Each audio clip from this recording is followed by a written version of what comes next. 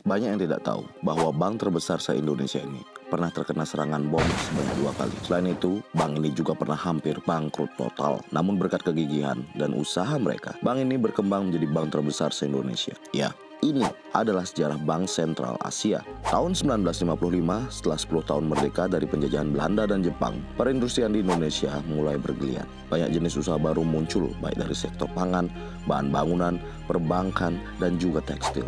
Salah satu perusahaan yang baru merintis adalah NV Perseroan Dagang dan Industri Semarang Knitting Factory yang didirikan oleh seseorang yang bernama Gunardi. Karena satu dan lain hal, pabrik tekstil tersebut berubah menjadi sebuah perusahaan bank pada tanggal 12 Oktober 1956. Dan oleh Gunardi, bank baru tersebut diberi nama NV Bank Asia.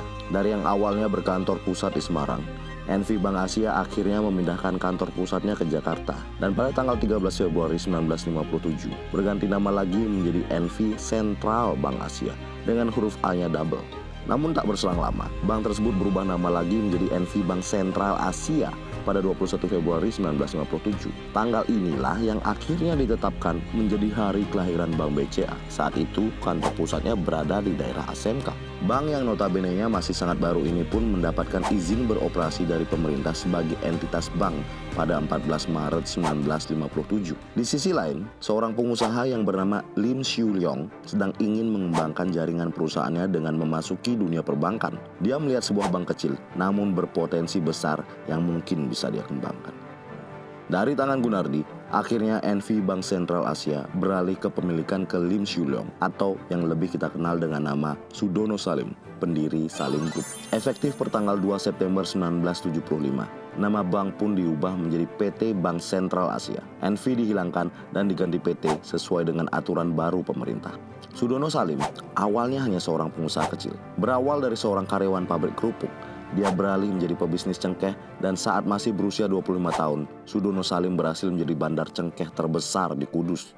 Kerajaan bisnisnya semakin melebar, begitu pula dengan koneksinya. Saat zaman perang dan di akhir masa pendudukan Belanda dan Jepang, Sudono Salim pernah menjadi penyedia logistik, obat-obatan, dan bahkan senjata untuk tentara Indonesia. Dari sana, dia mengenal Sulardi, sepupu Soeharto. Sulardi pun adalah orang yang berjasa mengenalkan Sudono Salim ke Soeharto. Mereka akhirnya menjadi rekan bisnis yang sangat kuat. Salim Group dipercaya menjadi rekanan Bulog untuk impor beras dan juga bisnis-bisnis lainnya melalui anak usahanya seperti PT Bogasari dan juga perusahaan semennya Indosemen. Satu fakta yang menarik adalah saat Soeharto naik menjadi Presiden RI di tahun 1968, Sudono Salim ingin memberikan beberapa persen saham Bank BCA ke Soeharto, namun ditolak. Saham tersebut tapi diberikan ke kedua anak Soeharto, yakni Siti Hardianti Rukmana atau Mbak Tutut sebesar 13,3% dan Sigit Haryo Yudanto sebesar 16,7%. Dengan berkembangnya bisnis Salim Group, berkembang pula lah kekuatan Bank BCA saat itu. Pada 31 Januari 1973, BCA melakukan merger pertamanya dengan Bank Sarana Indonesia. Biarpun begitu, BCA pada saat itu masih merupakan bank kecil dengan hanya 2 kantor cabang dan aset hanya sejumlah 998 juta dan masih bersifat bank non-devisa, yang berarti Bank BCA belum bisa bertransaksi ke luar negeri dan melakukan transaksi valuta asing. Sudono Salim paham betul saat itu. Dia tidak banyak mengerti dunia perbankan. Tidak ingin perusahaannya hanya menjadi bank kecil, dia pun memutar otak. Dia harus mempunyai seseorang yang punya pengalaman perbankan dan dapat dipercayai. Orang pilihan tersebut akhirnya jatuh pada bankir yang bernama Mokhtar Riyadi, pendiri Lipo Group. Saat itu Mokhtar Riyadi terkenal sebagai seorang bankir yang sangat handal. Dia pernah membesarkan Bank Kemakmuran, Bank Buana, dan Bank Panin sebelum pindah ke BCA. Sepak terjang Riyadi sangat bagus di dunia perbankan. Bahkan dia pernah menyelamatkan Bank Buana yang kini menjadi Bank UOB. Hal inilah yang membuat Sudono Salim sangat gencar melobi Mokhtar Riyadi agar bergabung ke BCA. Tanggal 1 Mei 1975, Mokhtar Riyadi pun resmi bergabung di BCA dengan imbalan 17,5% saham BCA. Dia segera bekerja dengan memperbaiki sistem kerja di bank tersebut dan bahkan ikut merapikan arsip-arsip yang sebelumnya sangat kacau. Mokhtar tahu betul bahwa Sudono Salim saat itu adalah seorang pebisnis yang bisa dikatakan terbesar di Indonesia. Perusahaannya banyak dan koneksinya ke pemerintahan sangat kuat. Mokhtar menjadikan usaha cengkeh, terigu Bogasari, dan semen Indosemennya Sudono Salim untuk menjadi punggung utama tempat dia menjadi nasabah-nasabah terbesar BCA di awal mula. Nah, satu fakta yang menarik juga mengenai logo BCA merupakan motif cengkeh yang diambil dari usaha cengkeh Sudono Salim. Logo ini dipakai dari tahun 1977 hingga sekarang. Dengan akar bisnis yang semakin kuat dan bergabungnya Mokhtar Riyadi, BCA segera menggencarkan ekspansinya. Cabang-cabang baru segera dibuka dan penurunan suku bunga pun dilakukan untuk menggapai nasabah baru. Di tahun 1976, BCA melakukan merger pertamanya, Bank Gemari, yang dimiliki oleh Yayasan Kesejahteraan Angkatan Bersenjata Republik Indonesia atau ABRI. Merger tersebut memperkokoh Bank BCA dan membuat Bank BCA bisa menjadi bank devisa terhitung dari 28 Maret 1977. Sehingga transaksi valuta asing kini sangat memungkinkan. Bahkan tidak hanya itu juga, BCA juga melakukan merger terakhirnya di tahun 1979 dengan PT Indo Commercial Bank. Dibantu dengan anak Sudono Salim, Antoni Salim, dan Andre Halim, dan juga anak Mokhtar Riyadi, Andrew Riyadi, BCA terus melakukan terobosan dan bersinar terang di tahun 1980-an. Salah satu terobosannya adalah mengeluarkan kartu kredit pertama di Indonesia yang dinamakan BCA Card. Bekerja sama dengan Mastercard, produk kartu kredit ini sangat hits karena bisa juga untuk transaksi di luar negeri. Satu hal yang pada masa itu sangat susah dilakukan. Selain itu, BCA juga menjadi salah satu bank di Indonesia yang mengeluarkan kartu ATM pertama pada tahun 1987. Dibarengi dengan pembangunan dan penempatan mesin ATM secara masif. Kiprah-kiprah ini ditambah dengan cabang bank BCA yang semakin banyak, menjadikannya salah satu bank swasta terbesar kala itu. Hanya dalam kurun waktu singkat, aset Bank BCA yang awalnya hanya 998 juta pada tahun 1974 meroket hingga menjadi 1 triliun pada tahun 1986. Meskipun begitu, BCA tidak luput dari beberapa rintangan yang harus mereka hadapi seiring bertumbuhnya bisnis mereka. Beberapa pekan setelah kerusuhan Tanjung Priok, 2 cabang Bank BCA pada tanggal 4 Oktober 1984 terkena serangan bom. Cabangnya yang di Gajah Mada, Jakarta Pusat, dan juga BCA cabang Sudirman, Jakarta Selatan. Selain itu, BCA juga terkena guncangan dari dalam internal mereka sendiri saat anak Mokhtar, Andrew Riyadi, pada tahun 1986 membuat rugi perusahaan akibat permainan falas. Andrew pun dicopot dari posisi pentingnya di BCA. Meskipun demikian, BCA bisa bertahan dari segala serangan, bahkan terus berkembang. Kemajuan lebih pesat juga terus terjadi dan pada tahun 1988 dibantu oleh keputusan pemerintah yang berupa paket kebijaksanaan Oktober 1988 yang meliberasi industri perbankan di Indonesia. Dengan aturan yang dilonggarkan, Bank BCA dapat mengeluarkan program unggulan mereka, yakni tabungan hari depan atau yang lebih dikenal sebagai tahapan BCA pada tahun 1989.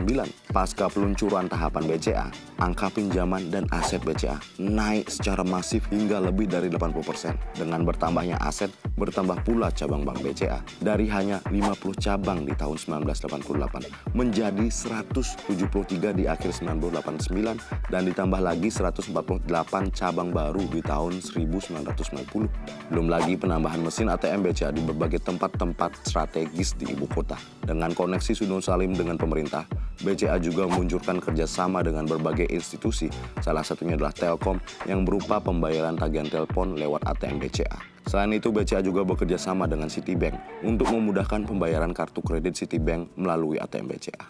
Namun sayangnya, saat sedang berada di puncak kesuksesannya, BCA harus melepaskan anak emas yang sudah banyak membantu BCA menjadi raksasa perbankan swasta di Indonesia. Mokhtar Riyadi mengundurkan diri di tahun 1990 karena ingin fokus dengan bank miliknya sendiri, yakni Bank Lipo, yang merupakan awal dari Lipo Group. Uniknya, terjadi pertukaran saham antara grup Lipo dan Salim. Saham yang dimiliki Mokhtar Riyadi di BCA diserahkan kembali ke Salim Group, sedangkan saham Salim Group di Bank Lipo diserahkan kembali ke Mokhtar Riyadi.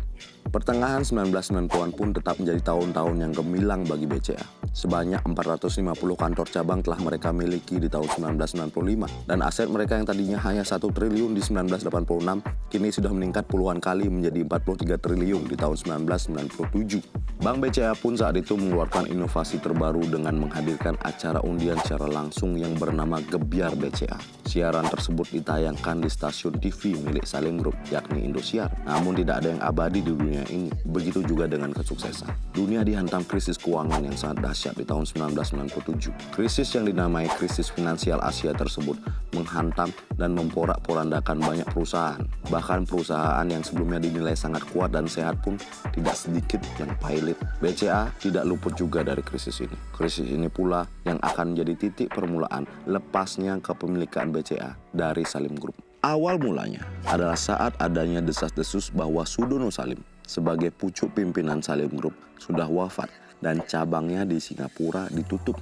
Kabar burung ini sontak langsung membuat warga menarik dana mereka di BCA. Hal ini dikenal dengan nama bank run atau bank rush. 2 minggu sebelum 14 November saat terjadi bank rush, pemerintah atas rekomendasi IMF baru saja melikuidasi 16 bank. Hal ini membuat masyarakat was-was terhadap kegiatan perbankan saat itu. Sehingga saat baru muncul desas-desus sedikit saja, mereka langsung menarik dana mereka beramai-ramai. Sudono Salim yang berada di Singapura saat itu akhirnya mendengar juga berita ini. Dia pun langsung bertolak kembali ke Jakarta dan hadir di peluncuran produk baru Indomobil, menepis kabar burung tersebut dan berusaha meyakinkan masyarakat lewat siaran TV bahwa dia sehat-sehat saja dan keuangan BCA juga sangat sehat. Setelah rumor dapat ditepis, petinggi BCA dan Salim Group mulai menyusun strategi untuk menghadapi krisis moneter. Konsolidasi bank lain saat itu diharapkan dapat menjadi penyelamat mereka. Anthony Salim bahkan sempat menyepakati pembelian saham Bank Danamon sejumlah 19% dan juga sempat muncul desas-desus merger lagi dengan Bank Multicorp, Bank Richard Salim Internasional, dan Bank Yama. Namun semuanya tidak terwujud. Bank Danamon khususnya karena menderita kesulitan likuiditas yang parah dan terpaksa harus diambil Badan Penyihatan Perbankan Nasional pada April 1998. Puncak runtuhnya kerajaan Salim sebagai pemilik BCA terjadi saat jatuhnya rezim Soeharto pada Mei 1998. Kedekatan Salim Group dan rezim Soeharto menjadikannya sasaran amuk massa pada kerusuhan Mei. BCA pun tak luput dari sasaran. Diperkirakan 122 cabang BCA dan 150 ATM di berbagai wilayah dirusak. Total kerugian mencapai 3 miliar rupiah. Dengan runtuhnya rezim Soeharto, runtuh juga kepercayaan masyarakat terhadap Bank BCA. Ditambah dengan berita-berita yang menampilkan penjarahan kantor-kantor dan ATM Bank BCA, menambah kepanikan masyarakat yang berpikir bahwa tabungan mereka akan lenyap apabila tidak ditarik di sana. Bank rush yang lebih dahsyat pun terjadi, jauh lebih besar dibandingkan saat tahun 1997. Berlangsung sejak 18 Mei dan terjadi lebih besar lagi di tanggal 21 Mei. Dikira bank rush sudah padam, namun penarikan yang jauh lebih besar lagi terjadi lagi di 25 Mei saat muncul lagi kabar burung bahwa Sudono Salim sudah meninggal. Saat itu, bahkan rumah Sudono Salim di Jalan Gunung Sahari rata dijarah dan dibakar massa. Anaknya, Anthony Salim, berusaha keras menepis kabar kebangkrutan BCA dengan menyuntikkan dana ke bank tersebut. Badan Penyihatan Perbankan Nasional pun ditunjuk untuk melakukan pengawasan ketat sejak 25 Mei. Melihat bank rush yang terus membesar dan ditakutkannya terjadi pilot yang dapat menyebar kemana-mana, pemerintah akhirnya memutuskan untuk mengambil alih BCA sebagai bank takeover di tanggal 28 Mei 1998. Sudono Salim pun angkat bicara mengenai takeover tersebut. Menurutnya, takeover tersebut tidak adil karena mereka tidak diberikan kesempatan untuk menyelamatkan aset-aset berharga mereka. Tidak luput dari Salim Group, saham milik keluarga Cendana yang dipegang oleh Sigit dan Mbak Tutut juga harus dikembalikan ke pemerintah sejak Juni 1998. Sementara untuk menggantikan kepemimpinan BCA, pemerintah menempatkan jajaran direksi yang diambil dari orang-orang bank pemerintah yakni BRI dan BNI sebagai pengelola baru bank ini. Dengan beralihnya kepemilikan BCA ke pemerintah, pulih pula kepercayaan masyarakat terhadap bank ini. Dengan waktu yang relatif singkat, aset Bank BCA di Desember 1998 sudah menjadi 67 triliun, lebih tinggi dari Desember 1997 yang sebesar 53 triliun. Saat pemerintah mengambil alih BCA, didapatlah bukti bahwa BCA sudah menyedot dana dari Bantuan Likuiditas Bank Indonesia atau BLBI sejumlah 26,5 triliun. Jumlah yang sangat besar. Dana tersebut didapat saat bank rush pada Mei dan Juni 1998. Hutang tersebut belum ditambah suntikan modal pemerintah ke BCA dan juga denda yang diberikan ke BCA setelah terbongkarnya kasus lending limit BCA ke grup Salim. BCA sudah melebihi batas pemberian pinjaman kepada suatu entitas. Didapat fakta bahwa BCA melanggar batas dengan memberikan 90% total pinjamannya ke grup Salim sendiri. Total jumlahnya fantastis, mencapai 5 miliar dolar Amerika. Ditekan oleh pemerintah untuk segera melunaskan hutang mereka, Salim Group pun harus mengambil keputusan pahit dengan menyerahkan banyak asetnya yang berjumlah hingga 52,7 triliun ke pemerintah sebagai pembayaran pinjaman. Hutang-hutang ini lunas pada 11 Maret 2004 saat Anthony Salim akhirnya mendapatkan SKL atau Surat Keterangan Lunas dari BPPN. Biarpun demikian, penyelesaian hutang BCA ke pemerintah oleh grup Salim menuai kontroversi. Adanya dugaan penggelembungan harga aset dan permainan harga yang diduga menguntungkan Salim Group. Anthony Salim belakangan menceritakan pengalaman pedihnya kehilangan BCA. Menurutnya, kehilangan BCA adalah pengalaman yang paling menyedihkan bagi dirinya karena dia tahu ayahnya membangun bank BCA dari nol. Namun Anthony Salim masih mempunyai saham BCA senilai 1,76% yang hingga sekarang masih dipegangnya. Perlu waktu hampir 20 tahun hingga grup Salim berani masuk kembali ke dunia perbankan dengan membeli Bank Ina Perdana pada tahun 2017. Dengan bank takeover yang dilakukan pemerintah pun hadir sebagai pemegang saham mayoritas utama sebanyak 92,8%. Sebanyak 58 triliun juga sudah disuntikkan ke BCA sebagai bentuk obligasi untuk menyehatkan dan menyelamatkan bank swasta terbesar di Indonesia ini. Selanjutnya, pemerintah akan segera melepas saham kepemilikan mereka pelan-pelan ke publik. Yang pertama dilakukan dengan IPO pada 31 Mei 2000 sebanyak 22% saham BCA yang dimiliki pemerintah dilepas melalui Bursa Efek Jakarta dengan harga penawaran 1.400 per lembar saham. Selanjutnya 10% saham dilepas ke publik di bulan Juni dan Juli 2001. IMF pun lanjut menekan pemerintah untuk segera melepas sahamnya di BCA selambat-lambatnya hingga akhir 2001. Karena itu, BPPN langsung membuka tender untuk membeli saham BCA sejumlah 51% yang diminati oleh 98 calon investor. Dari 98 calon, akhirnya susut menjadi dua, yakni Konsorsium Standard Chartered dan Farallon Capital, sebuah manajer investasi dari Amerika Serikat. Akhirnya pada 15 Maret 2002, Farindo Investment Limited, konsorsium bentukan Farallon Capital, resmi ditetapkan pemerintah sebagai pemenang tender saham BCA senilai 51%. Pelunasan pembayaran pun dilakukan pada April 2002. Di tahun-tahun berikutnya, pada 2004 dan 2005, pemerintah akhirnya melepas total sisa sahamnya di BCA sehingga total kepemilikan saham pemerintah menjadi nol. Sekarang kalian pasti ada yang bingung, kenapa Farallon Capital? Bukannya pemilik BCA adalah Hartono bersaudara? Yes, benar sekali. Namun saat itu kendali keluarga Hartono di Farallon Capital hanya 5% dan perlahan-lahan keluarga Hartono mulai membeli saham di Farallon Capital. Hingga akhirnya pada awal tahun 2007, mereka membeli 92,18% saham Farallon Capital dan menjadikan mereka pemegang saham pengendali.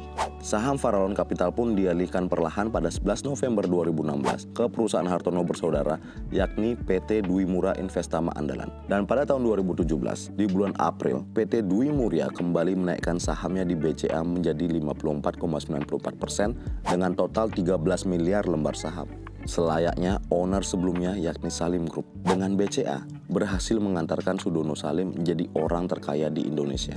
Kali ini giliran Robert Budi dan Michael Bambang Hartono lah yang akhirnya menjadi orang terkaya di Indonesia dengan BCA. Dari awal pemulihan BCA ketika masih dipegang oleh pemerintah, kemudian Farallon Capital dan akhirnya keluarga Hartono, BCA menjadi sebuah bank swasta yang sangat kuat, penuh inovasi dan dipercaya oleh masyarakat. Berbagai macam inovasi dan terobosan baru mereka lakukan sepanjang tahun 2000-an seperti debit BCA, tunai BCA, internet banking dengan klik BCA, mobile banking MBCA, dan masih banyak lagi. Belum lagi ditambah dengan anak perusahaan BCA seperti BCA Finance yang melayani pembiayaan mobil dan juga BCA Sekuritas. Di luar itu, BCA juga secara proaktif mengelola penyaluran kredit dan posisi likuiditas di tengah gejolak krisis global pada tahun 2008. BCA mampu bertahan dari terpaan krisis global tersebut. Yang terbaru adalah saat tahun 2020, saat COVID, saham BCA sempat anjlok dari titik teratas sebelumnya di harga 34.000, akhirnya anjlok ke posisi terendah yakni 22.150 pada 23 Maret 2020. Namun bangkit dengan cepat kembali ke level di atas 30.000.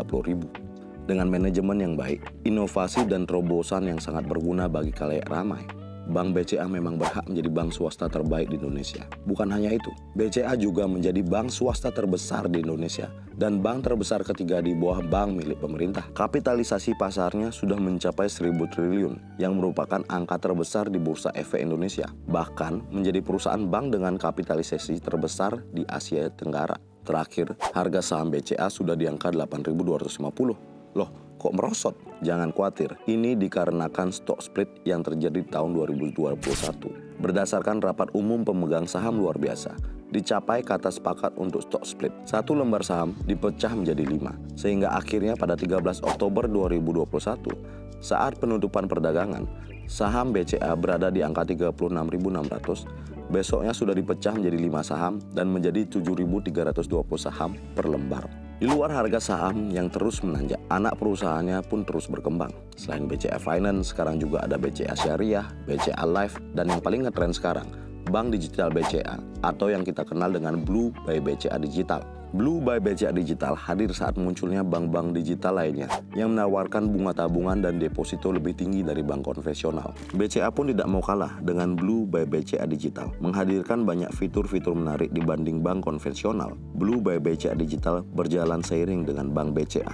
Akhir kata, bank yang sudah hadir sejak 1950-an ini pun masih bertahan kuat dan agaknya akan tetap menjadi pemimpin pasar di antara bank-bank swasta lainnya. Dengan kantor pusatnya berada di Menara BCA, Jalan MH Tamrin, bank ini pun selalu menjadi incaran masyarakat ramai yang ingin berinvestasi saham. Karena saham BCA sudah dianggap sebagai saham blue chip dan memberikan return yang stabil.